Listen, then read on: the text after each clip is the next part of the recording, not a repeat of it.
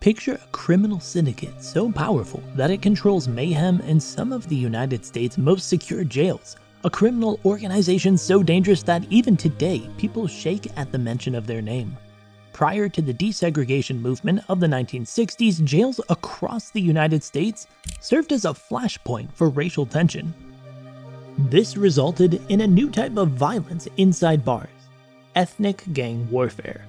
Consider the Aryan Brotherhood as an illustration. Its history began in San Quentin State Prison, and some speculate that it was influenced by the Bluebird Gang. They considered themselves the opposite of black militant organizations like the Black Guerrilla Family, who were on the rise at the time. The Aryan Brotherhood was even associated with Charles Manson and his infamous Manson family in the early 1970s, a fact that reads like a plot twist from a grim thriller. Although at first the two groups tried to work together, the Brotherhood eventually broke off relations after learning of the Manson family's brutal demise of pregnant actress Sharon Tate. From those shady origins grew a prison gang that would eventually spark a full-scale race war in 1975 against groups like La Nuestra Familia and the Black Guerrilla Family in California. Prison officials reached the breaking point and made an extreme decision to place the gangs in separate prisons. Although they were put in prison, the Aryan Brotherhood made the most of their time, strengthening their foundations and spreading their reach. To quote the Southern Poverty Law Center, the nation's oldest major white supremacist prison gang and a national crime syndicate. The ADL calls them the oldest and most notorious racist prison gang in the United States. And here's the kicker. The FBI says that although making up a tiny fraction of the entire jail population in the United States, they are responsible for a shockingly high proportion of prison homicides. Clayton Fountain. Clayton Fountain had an extraordinary upbringing and was born into a military family in 1955 in Fort Benning, Georgia. His formative years were eventful as he was the oldest of 6 siblings. Clayton's father was a war veteran and his mother was a single parent who had to balance employment and raise her children. He was responsible for everything, including feeding and caring for his younger siblings. Clayton may have gotten a taste of adulthood at a young age, but it didn't turn him into a saint. On the contrary, in fact, Clayton was convicted of ending his staff sergeant in the Philippines during his time in the Marines in 1974. The reason why? Report for violating the ship's dress code written by the same sergeant. He first disarmed a local guard using a pistol he stole and disassembled, and then used the guard's shotgun to end the victim. The criminal spree continued, kidnapping 5 people before he was apprehended. Upon his transfer in the United States Penitentiary in Marion, sometimes known as the Alcatraz of the Midwest, Clayton developed a reputation as the most dangerous prisoner in federal custody. How? By ending 3 fellow detainees and a guard with a handmade shiv. He became so well known for this binge that he and another inmate both received 15 years added after being found guilty of further offenses. And here's the kicker. Fountain and his associate poked 2 guards in quick succession, sending shockwaves through the institution. These terrifying incidents prompted the federal government to build Florence ADX, their highest security prison, and led to the closure of Marion for 23 years. But now things take an unexpected turn.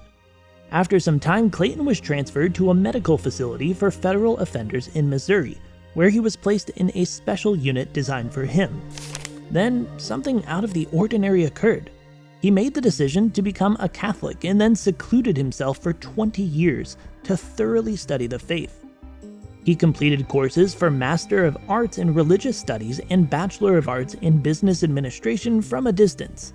Even after his death, Clayton was admitted as a lay brother into an order of Trappist monks, showing how far he had come from his days as the most dangerous young man. Barry Mills. Imagine a guy from Windsor, California who in 1967 spends a year in county jail as the first step in a life of crime. Well, say hello to Barry Mills. After being convicted of armed robbery in 1969, he spent the rest of his life in the California state prison system. However, Mills was not an average prisoner. He became involved with the Aryan Brotherhood, AB, an outlaw group that emerged at San Quentin Prison in 1964. In 1979, while incarcerated at USP Atlanta for a gambling debt, Mills gained notoriety for nearly beheading a fellow inmate, John Marsloff. Now, things are about to heat up, because in 1980, Mills advanced in the ranks of AB and secured a position on the Federal Commission, a trio responsible for making major decisions inside the gang. Mills, with the help of his trusted lieutenant, Tyler Bingham, expanded the AB from its jail origins to become a formidable criminal enterprise. From minor inmate assaults to more serious crimes like drug trafficking and racketeering, they switched gears. Well, there's more to come. Mills proposed in 1996 that the AB expand by absorbing another prison gang, the Dirty White Boys. After a year, Mills and Bingham planned something truly terrifying: a full-scale race war against the DC Blacks, a rival gang. The final nail was driven in March 2006. Charles Hartzell, the de facto leader of the Las Vegas Aryan Brotherhood, is indicted, along with other gang members like Mills and Bingham. What are these accusations? Several serious crimes including murder, conspiracy, drug trafficking, and racketeering. Now housed in the United States Penitentiary's Administrative Maximum Facility Prison, ADX, in Florence, Colorado, Mills and Bingham have returned to their original setting. However, they are now serving mandatory life terms without the possibility of parole. Although federal prosecutors sought the death penalty, the jury could not reach a unanimous verdict. Thus, Mills and Bingham were able to avoid disaster. Thomas Silverstein. Thomas Silverstein had a rocky childhood despite his birth in sunny California. His mother, Virginia Conway, eventually settled with Sid Silverstein after several marriages and divorces. Silverstein's legal adoption of Thomas resulted in the taking of his new surname. Silverstein was bullied as a child because of his perceived Jewish identity. He was also shy and uncomfortable. Now, what advice did his mother provide him on how to handle bullies as a child? Fight fire with more fire. Don't come home crying, she said, or you'd have to explain yourself to her. Silverstein's violent upbringing was consolidated in a reformatory when he was 14 years old. Silverstein, now 19, was incarcerated at San Quentin for armed robbery in 1971, when he, his father, and cousin were caught for 3 more armed heists. Their brief period of freedom was cut short. Only $11,000 was awarded to them, which is almost $53,000 in modern currency. Silverstein was sent to Leavenworth in 1977 after being convicted of 15 years for armed robbery. In 1980, Silverstein was suspected of ending another prisoner who had refused to help him transport heroin. This was a major incident in his criminal history. He was given a life sentence and eventually sent to the infamous Marion prison. In 1985, however, the court overturned his conviction after it was discovered that some of the witnesses at his trial had given false testimony. Silverstein was not treated like a normal inmate at Marion. Rather, he was classified as a management problem and placed in a control unit with constant lights and little human interaction. However, the patient was unfazed. While he was in jail on murder charges for the shooting death of Robert Chappelle, a member of the rival DC Blacks gang, its leader Raymond Lee Cadillac Smith attempted to have him ended. Despite the potentially fatal tension, no one intervened to break them up. Silverstein later alleged, "The guards wanted one of us to die." The two of them had a brutal showdown, and in the end, he poked Smith 67 times, and the other convict helped him. After ending a corrections officer on October 22, 1983, Silverstein's violence only grew from there. He claimed that the officer harassed him and wrecked his paintings. Another Brotherhood member had utilized the same method of murder hours earlier. After 23 years of being on lockdown because of the escalating violence, the ADX Florence prison in Colorado was built, and Silverstein was transferred there. He was no longer a management problem, but rather a no human contact inmate, a specter in the federal prison system. Strangely, during the Atlanta prison riots of 1987, Cuban inmates freed Thomas Silverstein from solitary confinement. It was a surprising turn of events for a man who had earned the nickname Living Ghost in the prison system. It was believed by authorities that Silverstein would add murder to his list of violent acts by ending the hostage corrections officials. Everyone was taken aback by Silverstein's behavior though. During his first several hours of freedom, Silverstein ran across a guard who had previously shown him kindness by ensuring that his handcuffs were not too tight.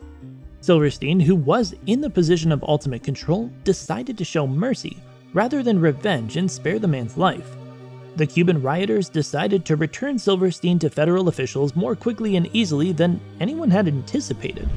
Silverstein, in their view, had intentions for the uprise that were inconsistent with their own. The Cuban riot organizers presumably saw the FBI's hostage rescue team's successful rescue of him as a low-risk, high-reward way to show their goodwill. After this hectic experience, Silverstein returned to Leavenworth, where he would remain for the next 18 years. However, as time passed, so did the systems of categorizing jails in the United States. Silverstein was transferred once again in 2005 with the reduction of Leavenworth to medium security, this time to ADX Florence in Colorado, sometimes known as the Alcatraz of the Rockies. Tyler Davis. Davis's youth was anything but idyllic.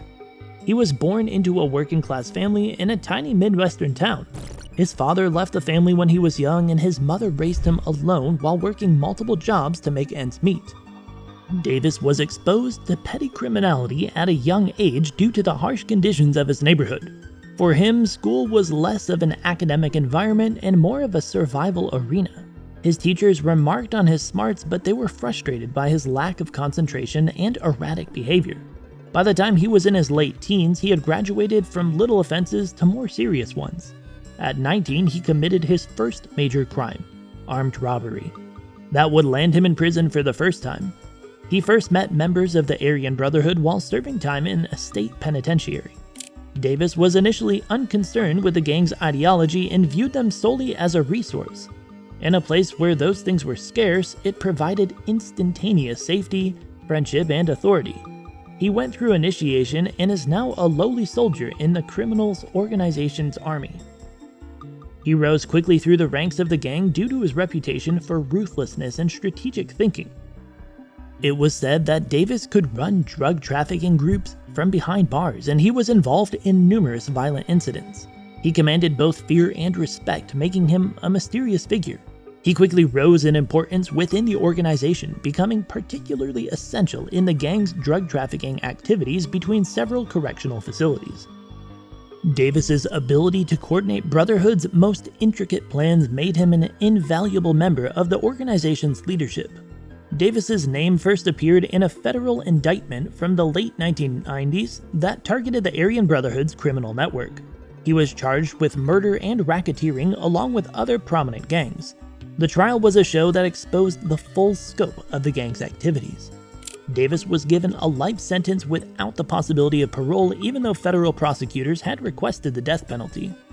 Davis's conviction was a death sentence, but it did not stop him from being a leader in the Aryan Brotherhood. Although he was incarcerated in a maximum security facility, he was still able to wield significant power, which ensured his position as a gang leader until the end. Criminologists and sociologists have used him as a case study in their investigations of prison gang dynamics.